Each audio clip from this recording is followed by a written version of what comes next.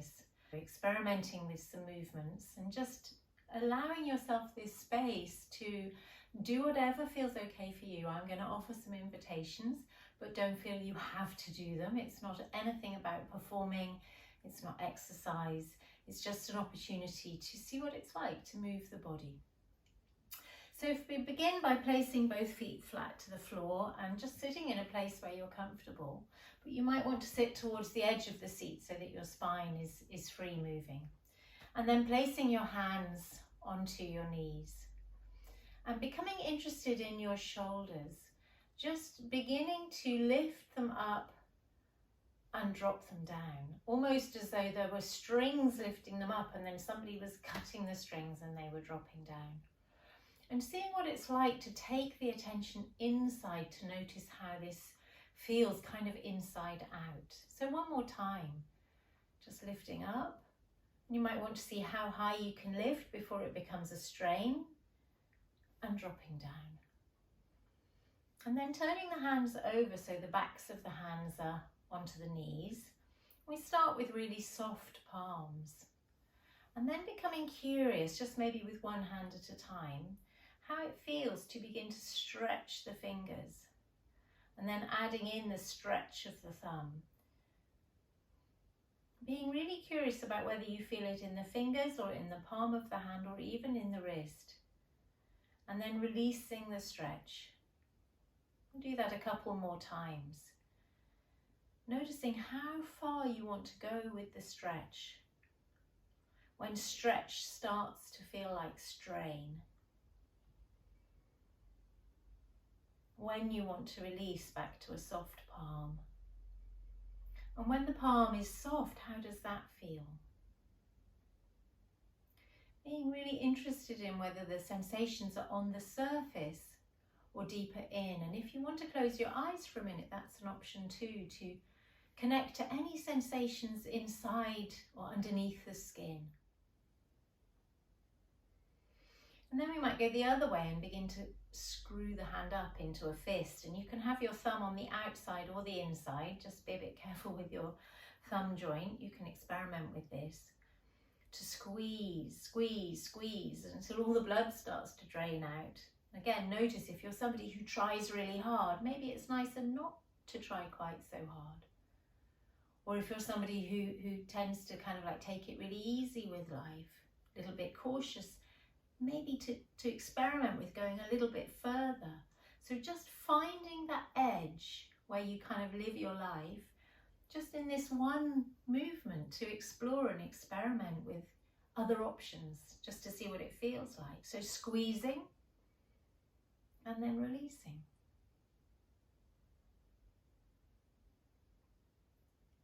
Noticing the experience of squeezing, maybe in the hand and all the way up the arm, maybe even into the shoulder.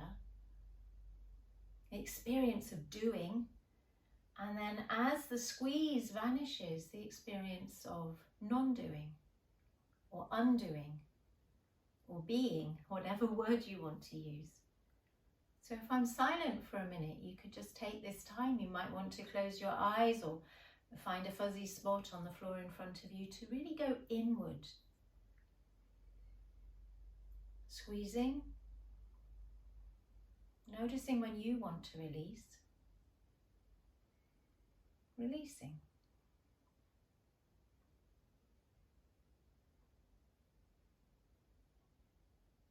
What's it like to change to the other hand? And you have a choice. You could do just the other hand or both together. And options to compare what they're like or change the way the thumb is.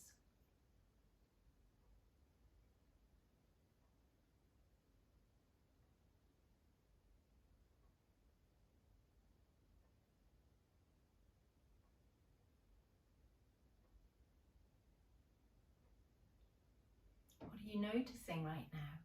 Has the mind drifted? And if the mind's drifted off, not objecting to that, really normal, triggering memories or thoughts or whatever, but we could just begin again one more time.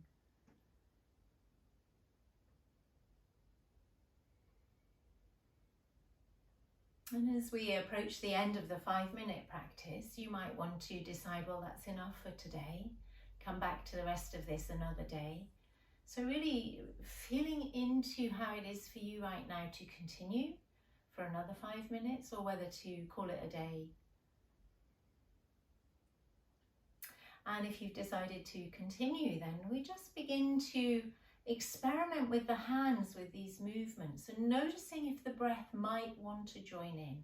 And this really is an exploration of your body, your breath, your hands, your movement, rather than now we do it with the breath. It's really not that at all. The breath can be, oh, here comes the little dog. Are you coming? The breath can be quite triggering if you're living with anxiety or any of those other difficult mind states. So don't feel obliged, but maybe just that spirit of curiosity. So what's it like to squeeze on an exhale? And just softening that grip on an inhale.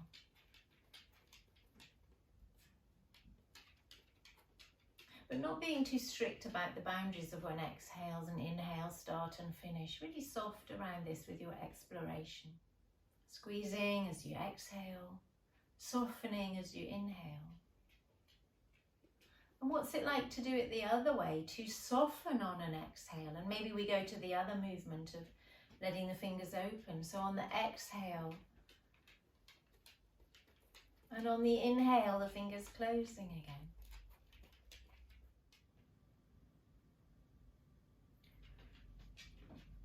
You're going to come here. Good boy. On the exhale, the fingers opening.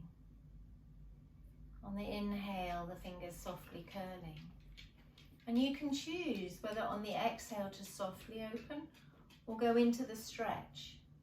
On the inhale to softly let the fingers curve or go into the squeeze, so that you're really discovering from the inside out, from your breath in your body, how is this for you?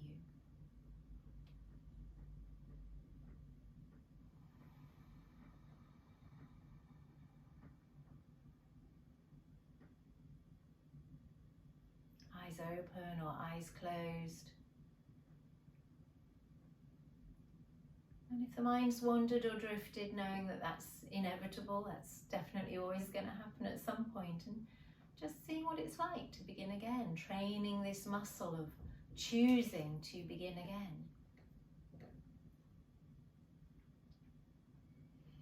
We could change this movement slightly by standing the hands up on the knees and then making the movement come from the elbow.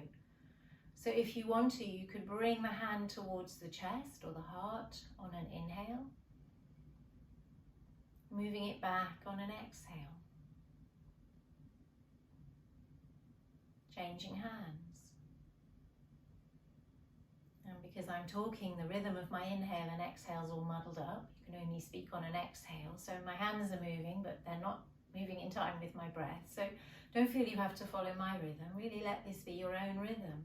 Again, really welcome to close your eyes, to feel what is it like to allow breath and movement to mingle. Whether you're getting tight around trying to make things fit, whether the breath is starting to feel panicked or anxious, in which case just letting the breath go, maybe even letting the mind wander for a minute to let the breath find its own rhythm again. And just the hands moving. So lots of choices. Nothing to get right or wrong. You may feel muddled, like she's given me too many choices. We could just have the simplicity of this hand, like a piece of seaweed moving in the current.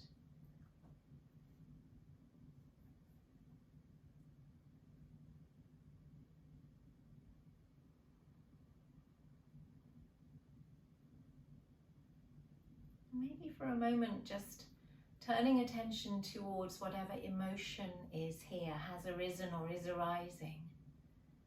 Whether you're bored stiff, whether you're fascinated, whether it's triggering memories that are sad or memories that are happy, or just an innate sense of joy, peace, ease, comfort, or an innate sense of irritation, anger, frustration. Just, what's this all about? You know, all of it is welcome here. I know that may sound really weird, but really mindfulness is about letting what's here be held, known, heard, listened to, accepted. So that once we know what's here, then we can move towards it in a helpful way. So just noticing what sort of feelings or emotions are here. And then once you've kind of got a grip or assessed or maybe settled for, I have no idea, we could just let that introspection, that little contemplation go, and inviting you to come back to the simplicity of hands lifting and lowering at your own speed.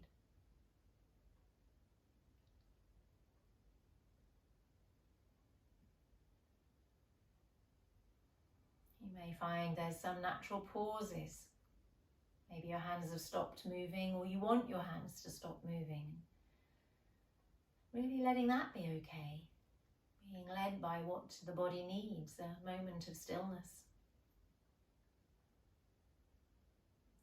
Or maybe you want to move the hands fast, that the pace with which we do this, really up to you. Maybe you're going to freestyle, go off piste, make it up your own way. Maybe you're going to be like oars or paddles, I'm not sure what this is.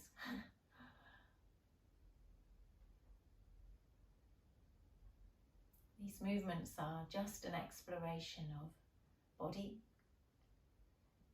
what triggers in the mind, what triggers in the emotion, and the capacity to notice, the mindful aspect of noticing, of being with this moment.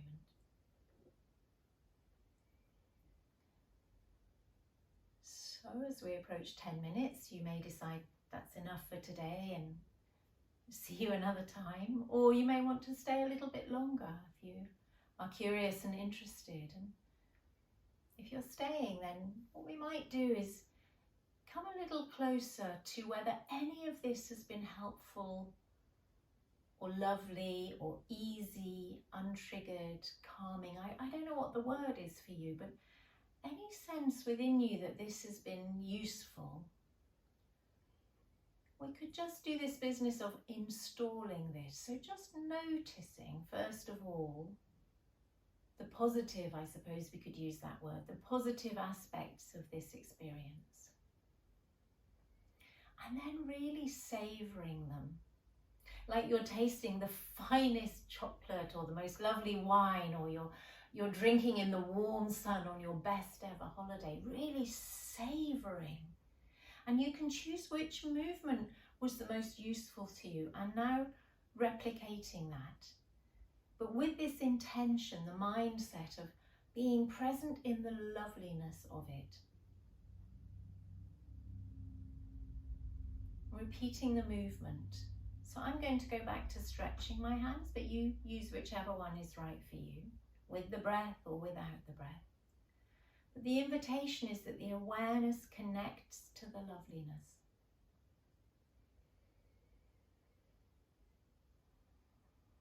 And if this isn't lovely and hasn't been lovely, then the video available to you on working with difficulty is right on the website. You might want to click over there if what's coming up is tricky.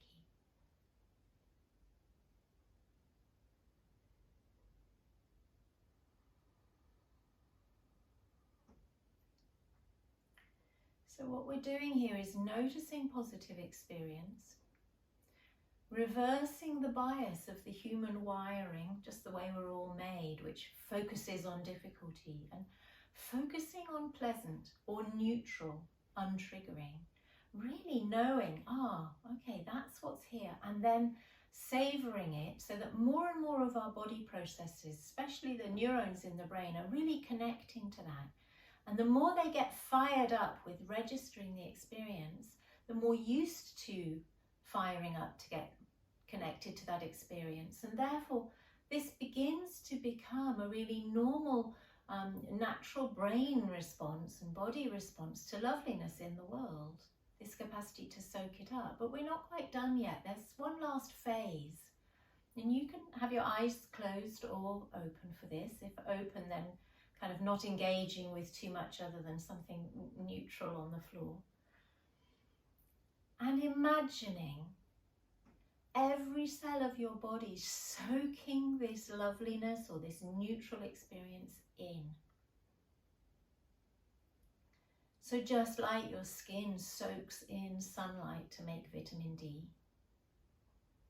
just like your lungs take in oxygen, just like that oxygen passes into your blood and to every cell in your body, passing the energy of oxygen to the parts of the cell that use the energy, soaking in the good, almost like it's soaking in and nourishing the marrow in your bones. Using this imagery, whatever imagery works for you, maybe it's that the oxygen, the joy, the happiness, the neutrality is like golden specks in the air, or like rainbowed raindrops falling on you.